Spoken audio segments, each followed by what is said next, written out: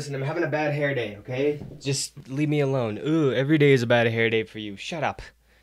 Don't you dare. Hey everybody, welcome to the lounge. Yeah, just go with it. Don't even worry, it's fine. If you've been keeping up with the gamerverse the past couple of weeks on Twitter or on subreddits or what have you, you've probably noticed the amount of attention that's being drawn to AAA games that are being lambasted on Metacritic, specifically on the user side of things. Games like Call of Duty Vanguard, Far Cry 6, Battlefield 2042, and the GTA Remastered Trilogy to name a few. And people have been wondering what's going on, how we've gotten to this point, why so many companies are insisting on releasing clearly unfinished products, whether this is the worst year we've seen in gaming, whether the medium is beginning a massive irreversible nosedive. Basically, we're all asking, why do games suck right now? And what I wanted to do is at least partially answer some of that question, but mainly bring into question whether this is even worth asking in the first place, or if it's all just kind of smoke and mirrors.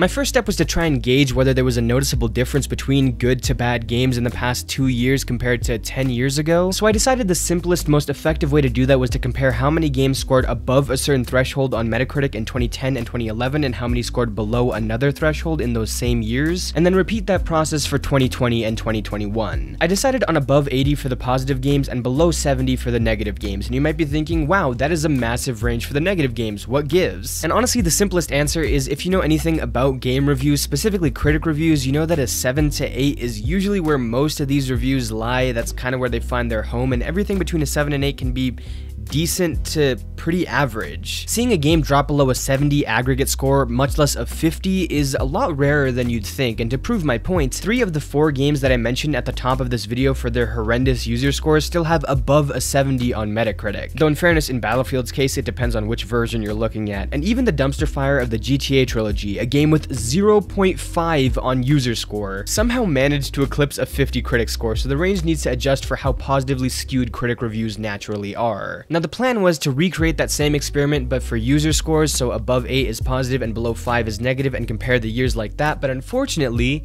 Metacritic is a bitch. Trying to sort every game in a given year by user score resets the filter, so you're only looking at the past 90 days. And unlike the sort by critic score, the option for sorting by year doesn't even show up, so the only way to do this for user scores would have been to manually expand out and tally user scores for literally thousands of games, and I'm sorry, I don't have the time for that, but we will talk about user scores after this, I promise. Interestingly, the 2 older years, 2010 and 2011, although they had the 2 highest tallies for games with a score of 90 or above, 16 and 23 respectively, although not including double entries for reviews on different platforms, they actually had the 2 worst overall ratios of good to bad games. 2011 having 208 games to 383 games, which normalizes it to 1 to 1.84, and 2010 having 218 games to a whopping 505 games, which normalizes it to 1 to 2.31. I'd like to note here, by the way, that that doesn't necessarily mean that those years had more bad games than they had good games, and that's especially true for more popular titles. I've put good and bad in quotes here because while these numbers are going to be useful for comparing the years to one another to see certain trends, the ranges that I came up with here are to some degree arbitrary. The ratios only matter in comparison to one another, not as standalone values. 2020 has the next highest count of 90 plus games with 14 and a ratio of 249 good games to 362 bad games, aka 1 to 1.45, and 2021 actually comes out with the best ratio of 243 to 232, or 1 to 0.95, making it the only year with more good games than bad games, but also coming out with the lowest number of 90 plus rated games with 10. I find these numbers really interesting because it's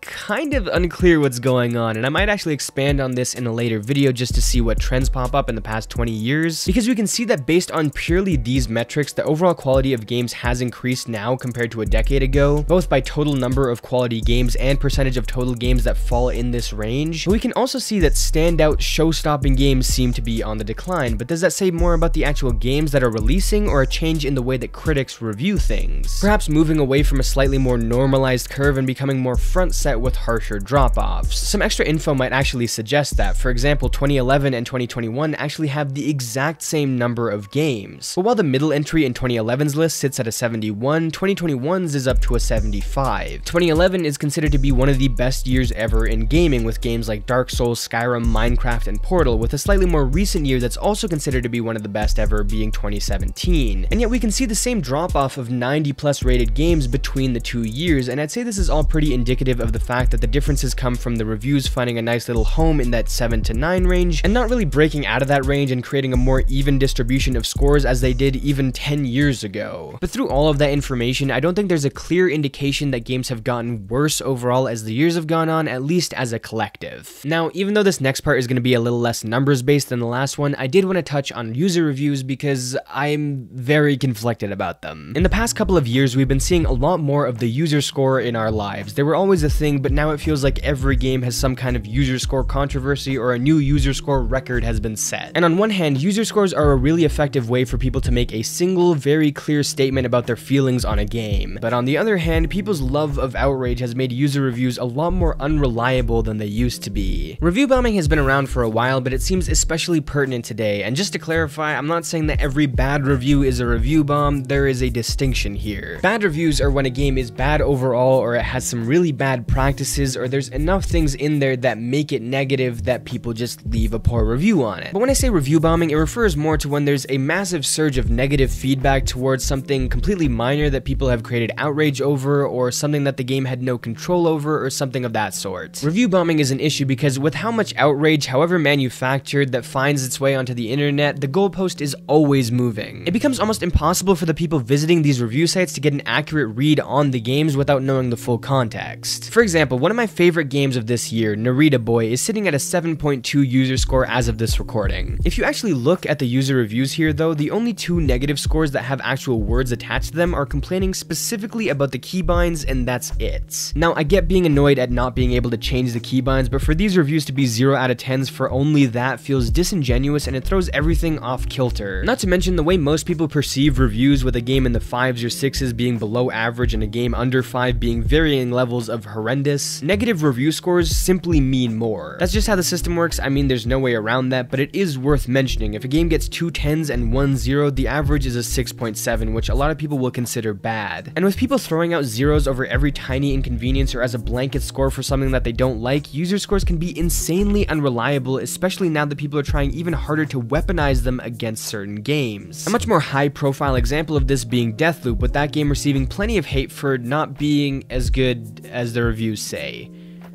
which is something that it had no control over. The game was reviewed by plenty of people. See here tons of examples from the first page of negative reviews that were rating the game not on its own merits, but as a response to the positive reviews. And now Deathloop has a user score that's more of a rating of the initial reception of the game rather than the game itself, and anyone looking into buying it isn't getting the actual information that they need. Despite my complaints, however, user scores have helped us hone in on some of the scummy things that are done in the industry. The user score is a powerful tool because in some cases it can speak for itself in one screenshot, and that screenshot gets shared around and put in articles, and people start to put the pressure on the companies that made these products. Microtransactions and loot boxes were slithering their way into everything for a while, and there was backlash, but people were getting away with it just fine. But once the line was eventually crossed, the first step was to collectively create that visual FU indicator with the review scores and use it to make a statement and make headlines and draw more attention to it. And now, while the problem hasn't fully been solved, companies are way more careful and reluctant to go overboard with these monetization systems. And when they aren't, we can see that their player base takes a significant hit. Similarly, games have been releasing just a little bit more unfinished by the day, and franchises have been slowly losing their innovation. And finally, people have hit their breaking point and are focusing all of their feedback into a single number, and I do think that's going to change things. Maybe not instantly, but I do think in a few years these companies are going to think a lot harder before they release games in the state that some of these have released in. It seems like on the surface that 2021 has brought with it a consistent shipment of horrible games and overwhelming negativity negativity around the industry. But I think from the numbers and from the examples of manufactured outrage, we can see that that's much more about perception than it is about reality. But this year has absolutely given us some poster children for bad practices in the industry to hold accountable and wage a miniature war against. And hopefully that focus and feedback ends up making a difference, because while gaming isn't in dire straits in my opinion, some of these bigger companies are really testing our patience, and I don't think they should be able to get away with that. Just to close off, I think this year was full of some really great games, maybe nothing that was heads and shoulders above the rest or anything that matched with what we got last year, for example, but there were some really good titles this year. For example, Psychonauts 2, Kane of Bridge of Spirits, It Takes Two, Returnal, Forza Horizon 5, Death's Door, Ratchet & Clank, Guardians of the Galaxy. If you're looking for games that don't scam you out of your money, that's not all of them, there are definitely more, but that's a few that I had jotted down, and I think you should check them out. Leave a like if you enjoyed the video, subscribe if you're new here and you enjoyed it, and I'll see you guys next time.